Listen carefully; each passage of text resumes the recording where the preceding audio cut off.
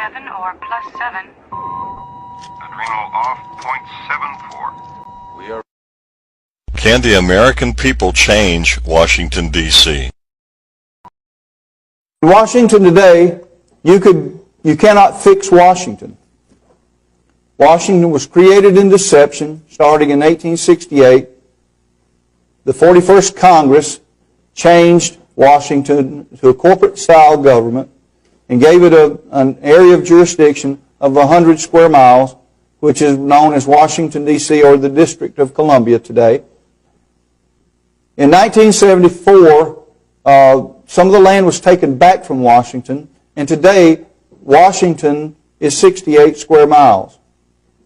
Anyone who claims to be a citizen of the United States, under legal definition of the United States, is pledging their allegiance to Washington, D.C. or the District of Columbia. They are not Americans. You can be a U.S. citizen or you can be an American, but you can't be both. It's impossible.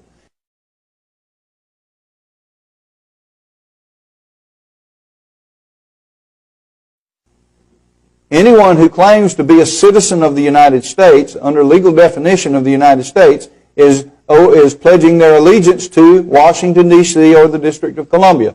They are not Americans. You can be a U.S. citizen or you can be an American, but you can't be both. It's impossible.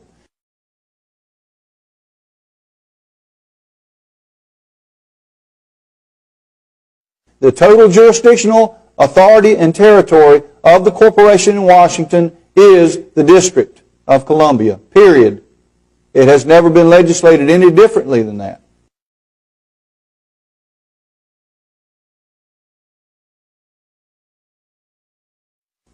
So, why is the District of Columbia ruling over the states in America? Well, they're doing it, go back to the implied consent that we talked about earlier. They are using the implied consent of the people because we are not saying no. You can throw everybody out of Washington. You can vote every single one out. You can change the president, change the entire Congress, and you cannot change Washington. It was created in deception. It has operated in deception since 1868, and nothing you do to change it, there's nothing you can do to change it. You can't change Washington. Washington is what it is. A leopard cannot change its spots. They cannot turn over a new leaf because the laws are designed for them to deceive, lie, and cheat the American people. And we can document that.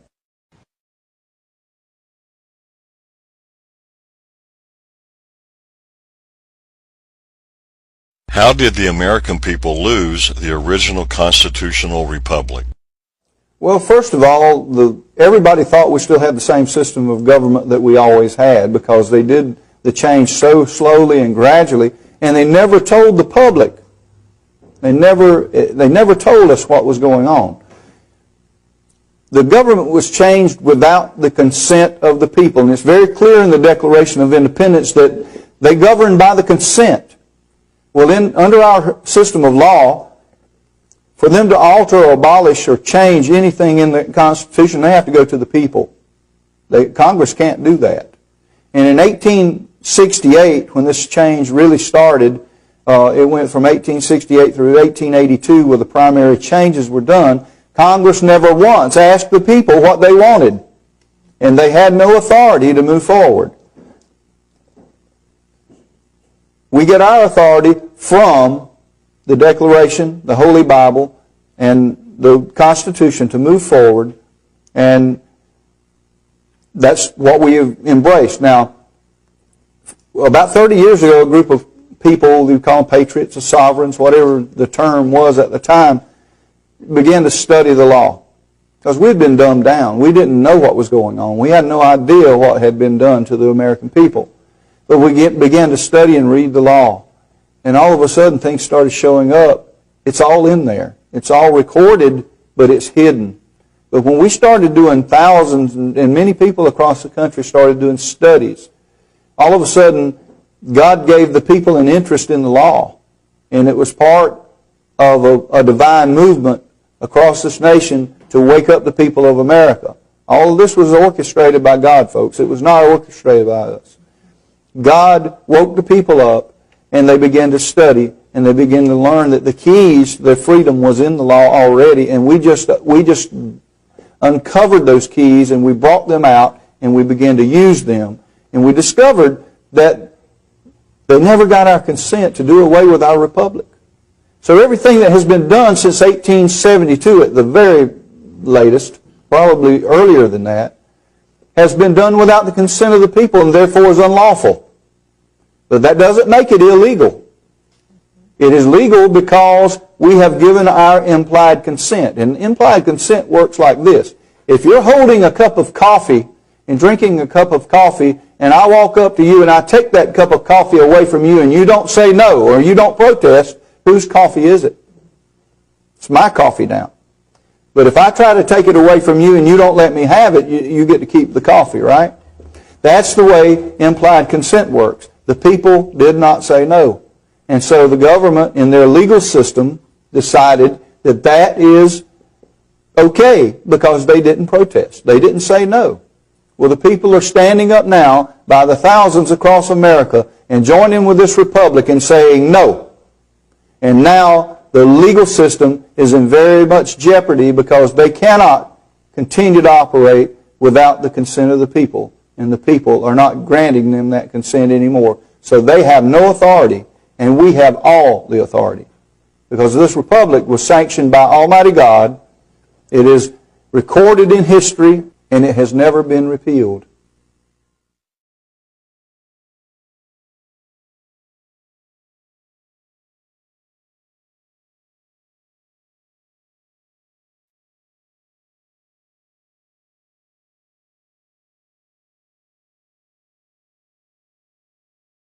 Why is there a two-party system in America today? Well, basically, the two-party system that we have today in Washington was created by the bankers. The bankers created the Democratic and Republican system of government to appear that the people really had a voice when they didn't. They created a controversy by two houses of Congress to entertain the people, basically, so that they could promote their agenda without the people realizing what they were doing. And their agenda was to steal the wealth of America. This has been going on for a long time. And the people today are in a system of slavery. The 14th Amendment did not free the slaves. It just made millions of more slaves. That's not what was promoted to the public, but that's what actually happened. And today, your personal property and the public property that we all own together as supposed to own as sovereigns has been taken and mortgaged even without our knowledge or our will or our consent, and it's not lawful to do that. In the Republic, you will receive your property back. You will actually be landowners again. You will not pay property taxes. You will not have income taxes. You will not have unlawful taxes. And the cost of living will go down considerably. Industry will explode in this nation, and the people will be blessed again.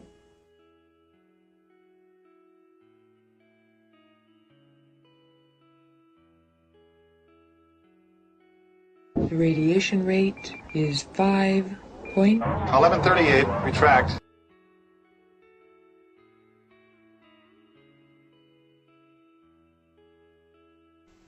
Did you know that when this country was founded, there was no income tax? And that property was owned by the individual without any capability of the government to take it away? Or did you know that the only way to commit a crime was by physically harming another man or woman or their property? And that the highest authority figure anywhere in the country was the local county sheriff? Or that men and women had more authority than the federal government? Or how about the fact that we have two American flags, one for wartime and one for peacetime? You see, many people realize there's something fundamentally off in our country, but nobody can seem to put their finger on exactly what it is. Why are things so much different than the founding structure of this country? Why does government have so much power? And how did we get here? Well, we're going to shine the light on exact schemes and deceptions that certain power elite high up in global corporations and governments around the world have been using over the last 160 years to pull the wool over the eyes of the men and women of the United States and every other country. Little by little, these power elite have secretly and unlawfully changed the roles of government and the roles of men and women living in this country in order to take the power away from us and give it to themselves. They have used the legal system to confuse Americans into thinking that government has more power over the people, when in reality it's the opposite is true. Men and women have power over the government. You see, all the power in this country is derived from the individual men and women living in it. Through mutual agreement, the men and women created the federal government to provide 18 services. Because these services were needed to be provided countrywide, which would have been handled more efficiently and more effectively at a federal entity as opposed to each state trying to accomplish them individually.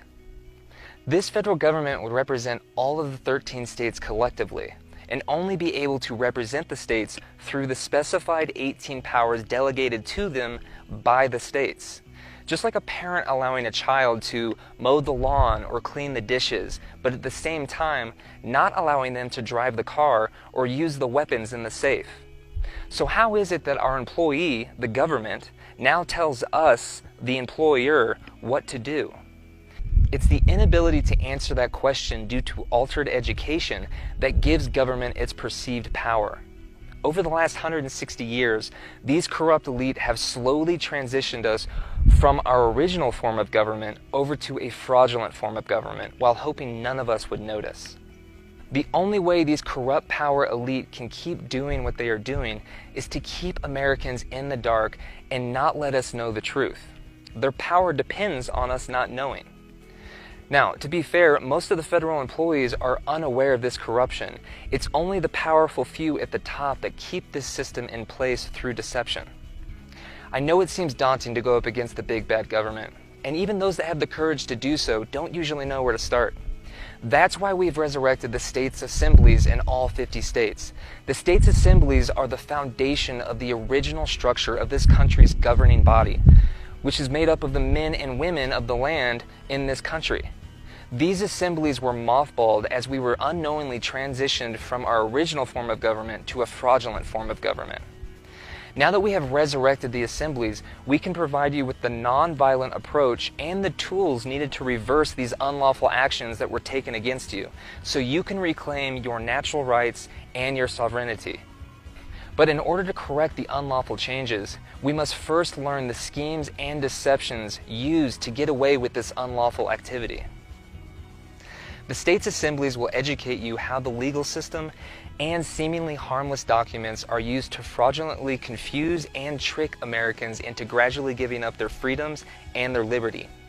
We will open your eyes to exactly what fraud has been committed and also provide you with the means to easily reverse these fraudulent actions against you, so that you may live on this land as truly free men and women with the ability to self-govern as our founders intended. It's time we learn just how much has been stolen from us, how it's been done, and how we take back what's lawfully and rightfully ours. We spend a lot of time learning and complaining about all the things wrong with our government. That just makes us feel even more frustrated and hopeless. By transitioning back to your natural rights and sovereignty, you can spend that energy taking action and contributing towards the change that we all want and need. Since I've joined my state's assembly, I have formally notified our corrupt government institutions of my sovereignty and natural rights. I am no longer held accountable to arbitrary statutes and codes masquerading as laws, like the mandate to wear a mask or even something like jaywalking. I'm no longer required to pay income taxes, state or federal. I own my property outright with no requirement to pay property taxes and no capability of the government to take my property away. I no longer need to register my vehicle each year or need a license to use my vehicle to travel on the roadways. I am now confident in my power over Uncle Sam since I am his employer. And I now tell the federal government what they can and cannot do, and I hold them accountable to the Constitution that restricts their power. The corrupt power elite continue their effort to take more and more of our rights and liberties. Our founding fathers pledged their lives, their fortunes, and their sacred honor to create this republic so that we can live as free men and women, and it's our duty as Americans to protect that republic. As JFK and others have said, bad men need nothing more to compass their ends than for good men to stand by and do nothing. You see, the truth is on our side, the founding documents are on our side, and the numbers are on our side. So instead of hoping for a politician to fix things, let's take action. So I ask you, during this time when these bad men need nothing more than for you to stand by and do nothing, what will you do? And remember, there's only one organization with the lawful and legal standing to reclaim America for Americans, and that's the American States Assembly. We must support it like our lives depend upon it.